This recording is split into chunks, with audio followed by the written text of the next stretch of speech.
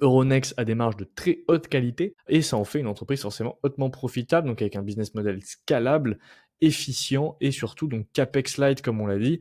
Pour moi, le gros point faible pour le moment, hein, c'est vraiment cette allocation du capital qui est faible et qui est due au bilan qui est complètement flingué en fait avec le rachat de Borsa Italiana.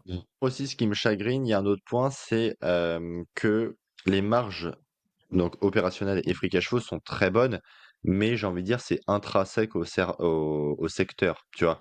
Tu as très peu d'entreprises, financières, même, le NYSE, le Nasdaq et cetera, qui ont des marges, éclatées.